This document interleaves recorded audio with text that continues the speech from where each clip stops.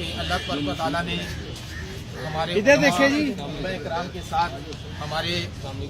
ادھر دیکھیں سالے کوٹ والوں کو بھی اس خدمت کے لیے منتخب کیا ہے۔ اللہ تبارک و تعالیٰ اسے ہمارے لیے دنیا و آخرت کا سرمایہ بنائے اور اللہ تبارک و تعالیٰ ہمارے دلوں کو طمع و لالچ سے محفوظ رکھے۔ آج ہم نے الحمدللہ 4 علماء کرام جناب علامہ شفقت جمیل صاحب، علامہ محمد اعجاز اشرفی صاحب اور علامہ مفتی محمد عابد رضا صاحب اور جناب پروفیسر شفقت رسول صاحب، ان کی بیل پٹیشنز موو کی تھیں، اور یہ جس وقت یہ وقوع سرکار ایلیج کرتی ہے کہ اس وقت ہوا تھا، اس وقت یہ نماز ظہر کا وقت تھا، اور نماز ظہر کے وقت یہ تینوں چونکہ اپنی اپنی مسجد میں امام ہیں تو سب اپنی اپنی مساجد میں نماز ظہر کی امامت فرما رہے تھے، اور شفقت رسول صاحب کا چونکہ بزنس ہے اور لنچ ٹائم تھا تو یہ اسپیسیفکلی لنچ ٹائم میں اپنی شاپ پر ہوتے ہیں تاکہ ملازمین کو کھانے کی چھٹی دے سکیں، تو یہ چاروں کی non presence at the place of occurrence تھی، یہ ہم نے کورٹ میں کہا۔ اور دوسری بات تو باقی قانونی نکات ہیں جس پہ ہم نے بات کی، وہ چونکہ کورٹ میں کیے گئے ہیں اس لیے اس پہ میں ریپیٹ نہیں کرتا، تو جس کے جواب میں جو سرکار کے وکلا تھے انہوں نے وہ کچھ ویڈیوز دکھائیں جو کہ زیادہ سے زیادہ 10:22 تک تھی، جبکہ وقوع ہوا ہے 1:45 کا، اور اس میں بھی کوئی توڑ پھوڑ نہیں تھی، کوئی صرف لوگ آ جا رہے تھے، تو یہ انہوں نے بڑی کوشش کی اور یہ کہا کہ تحریک لبیک پاکستان کا ایک نشر و اشاعت کے ہیں، ایک ٹاؤن کے امیر ہیں، لیکن یہ امیر ہونا یا کسی سیاسی جماعت کا عہدیدار ہونا یہ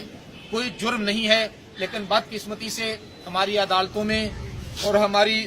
جو گورنمنٹ فنکشنریز ہیں وہ اسے ایک جرم بنا کر پیش کرتے ہیں، ہائی کورٹ ہو یا کوئی اور کورٹ، ہمارے خلاف جو ایلیگیشن لگایا جاتا ہے وہ نظر بندی کرنی ہو یا گرفتاری کرنی ہو، وہ صرف یہی ہے کہ تحریک لبیک کے رکن ہے، جو کہ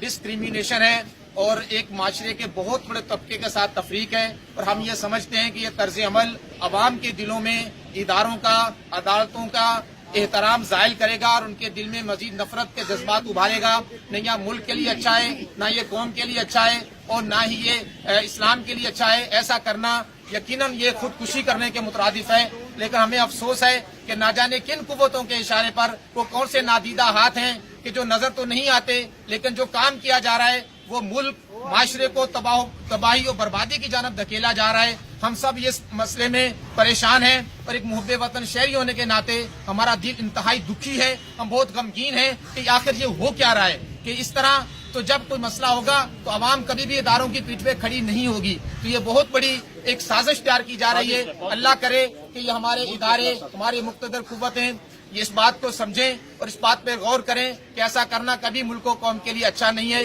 ہم وہ لوگ ہیں کہ جنہوں نے پاکستان بنانے میں 6.5 لاکھ کی قربانی دی، ہم وہ لوگ ہیں جن کی آباء و اجداد نے اس ملک کے لیے شہادتیں دی، ہم وہ لوگ ہیں جنہوں نے ہمیشہ امن کا پرچم بلند کیا، ہم وہ لوگ ہیں جو صوفیہ کی تعلیمات پہ چلنے والے ہیں، ہم وہ لوگ ہیں جو کفار کو اور غیر مسلموں کو اپنے دسترخوان میں بیٹھ کر کھانا کھلاتے ہیں۔ تو ہمارے ساتھ یہ ظلم و زیادتی روا رکھنا یہ بہت بڑی زیادتی ہے۔ ہم اپیل نہیں کرتے، ان کو کہتے ہیں غور کریں، آپ خود ہی غور کریں کہ